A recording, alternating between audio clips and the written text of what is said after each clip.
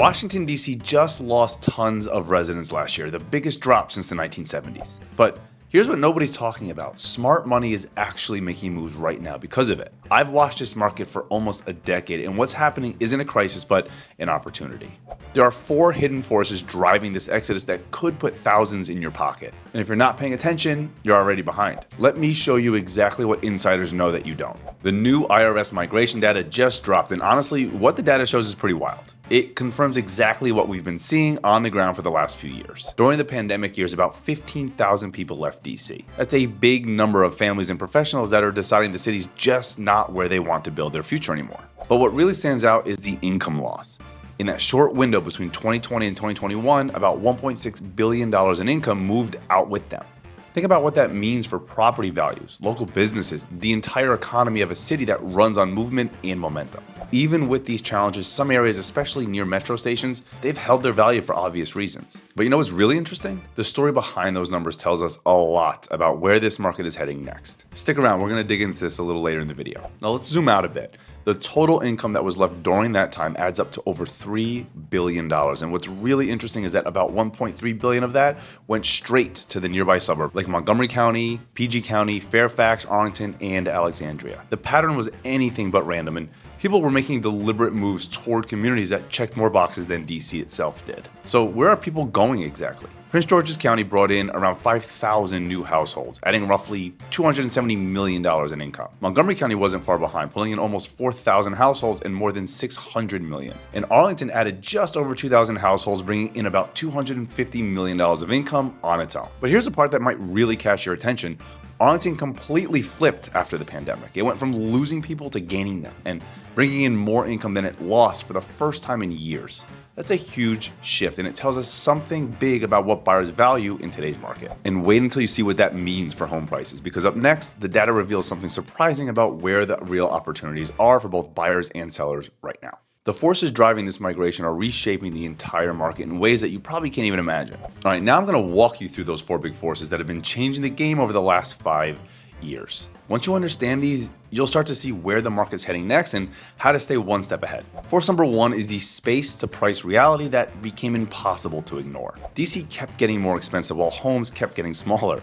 Out in the suburbs, people found that they could get a bigger single-family home, an actual yard, and newer construction for about the same price or even less. When everyone started working from home, that difference it hit hard. And after a few months, a lot of folks realized their DC condos or townhomes suddenly just felt way too tight. And for most people, it was anything but status. What they were really looking for was just more space to live and work comfortably. When your home becomes your office and your kid's classroom and your hangout spot, you start craving extra space. Separate work areas, a quiet place for the kids to study, and some outdoor room that's yours, not shared with 50 neighbors. Force number 2 is the school quality gap. As families grow and kids get older, this becomes a big reality.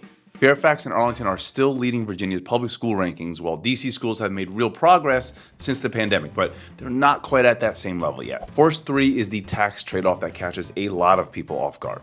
DC's top income tax rate hits 10.75% for income over $1 million. Virginia's tops out at 5.75%. So for higher earners, that difference adds up to thousands of dollars every single year. Now, property taxes are another story. DC's residential rate is 85 cents per $100 of assessed value. Fairfax is $1.14 and Arlington is $1.03. So yeah, Virginia's a bit higher here, but when you look at the bigger picture with larger homes and often lower assessed values compared to market prices, many families still come out ahead. Virginia does add car taxes. It's a 4.15% sales tax plus yearly personal property taxes that usually run between $4.57 and $5 per $100 of vehicle value. DC residents skip this part, but when you do the math on your own situation, the overall numbers still often tilt in favor of the Virginia suburbs. But before we talk about that last force on the list, let me introduce myself. If you're new here, hey guys, I'm Rick Hartunian, your trusted real estate friend here in the greater DC area. Over the past few years, I've had the opportunity to help hundreds of families make great moves here. If any questions come up while you're watching, please don't hesitate to reach out through the contact links in the description box below. I absolutely love hearing from all of you. Okay, now let's get into force number 4, the remote work revolution. This one changed everything. People suddenly had the freedom to focus on lifestyle instead of commute times. After the pandemic, more professionals started asking, where do I actually want to live? Instead of where do I have to live for work? A UVA demographer, Hamilton Lombard, found that people are now moving much farther out. to places like Berkeley County, West Virginia, because they can work from home 3 or 4 days a week.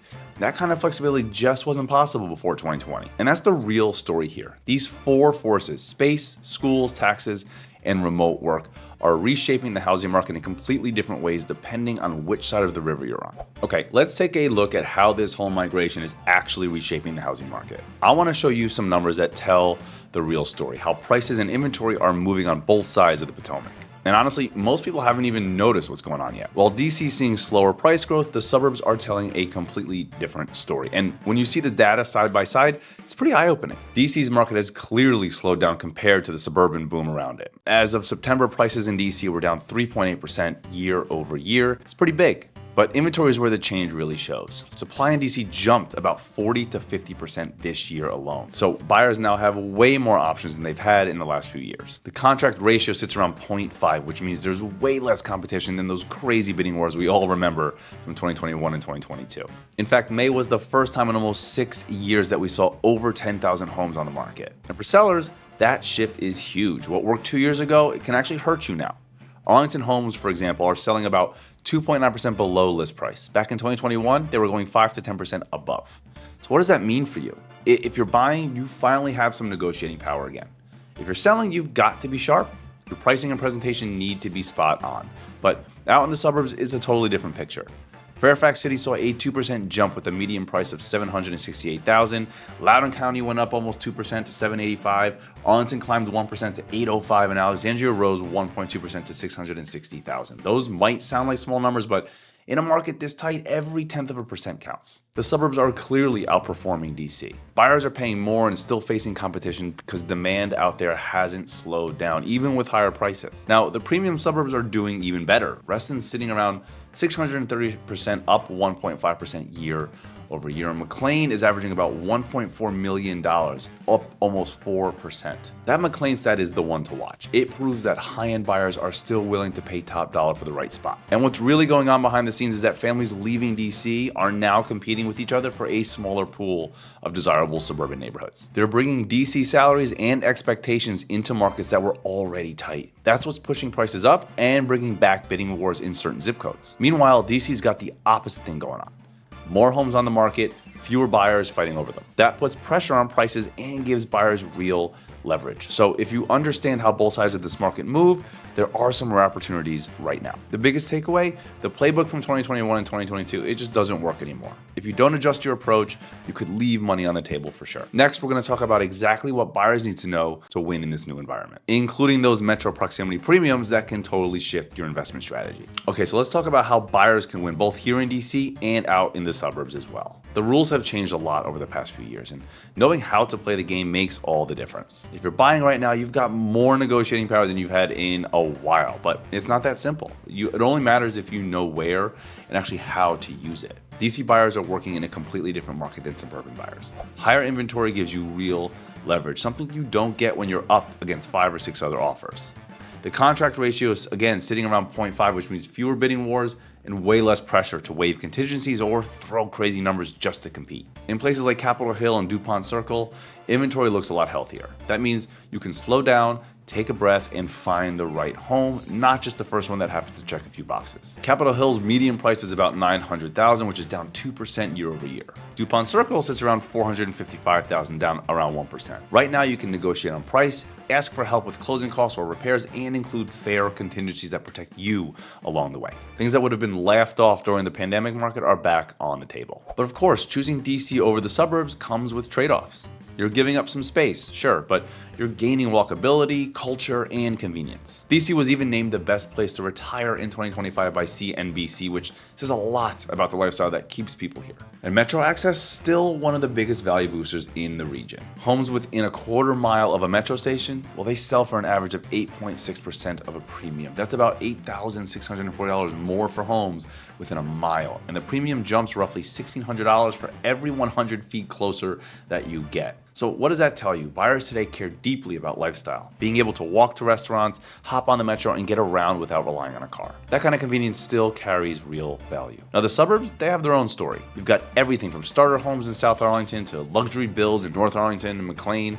The big difference? homes are sitting longer, which means you actually have time to think before you make a move. Arlington homes are averaging about 64 days on the market. That's up from 42 last year. That's not a sign of weakness. It's actually a sign the market's finally finding its balance. You don't have to make snap decisions under pressure anymore. For sellers, this market plays by new rules. Up next, I'm going to break down how to make your home stand out, get noticed, and sell strongly in this new market. Now, what sellers really need to know to succeed in today's market, I'm gonna walk you through the small but important adjustments that can make the difference between selling quickly and sitting on the market for months. The suburban boom means DC sellers are dealing with more competition than ever. But the good news is that with the right strategy, you can still get top dollar if you understand what today's buyers actually want.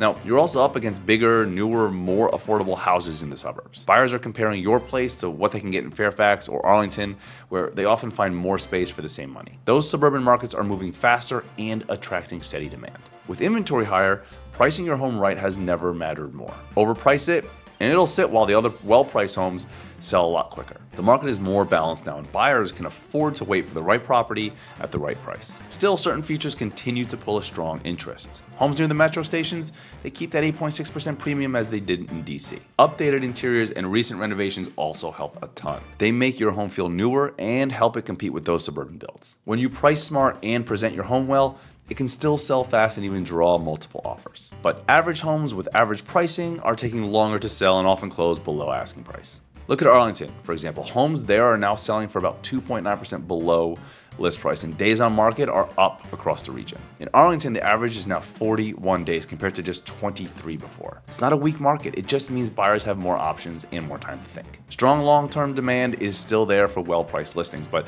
the days of throwing a home on the market at any price and expecting instant offers, long gone. For sellers, success now comes down to three important things. First, don't overprice. Homes that come in too high, they just sit. Second, work with an experienced agent who knows how to price competitively in this new market. And third, presentation matters. Great photos, thoughtful staging, these all help your home stand out when your buyers are comparing against several options. The bottom line is simple. The rules have changed, and the sellers who adapt are gonna win. If you understand how this market really works, there are still amazing opportunities on both sides of the river. The DC exodus is real. IRS data shows almost 15,500 people left in 1 year, taking $1.6 billion with them. But these migration patterns that create great opportunities, they're not going to last forever. As remote work rules change and people settle into post-pandemic life, the gap between DC and the suburbs, they're gonna start to even out. If you're ready to make a move, whether that means buying in DC with real negotiating power or selling and moving out to the suburbs before competition gets tougher, let's talk. Send me an email at rick@livingingreaterdc.com. I'll look at your situation and show you how to use these trends to your advantage. I absolutely love speaking to each and every one of you and creating game plans for you that work best for you and your family. The data is clear, the opportunities are real, and the time to act is now. And guys, before you go, click the video on your screen to see what just happened in the Northern Virginia market. I break down the recent Fed rate cut, why inventory jumped 36%, and how buyers are now having real negotiating power for the first time since 2022. Thanks so much for watching, guys, and I'll see you next week.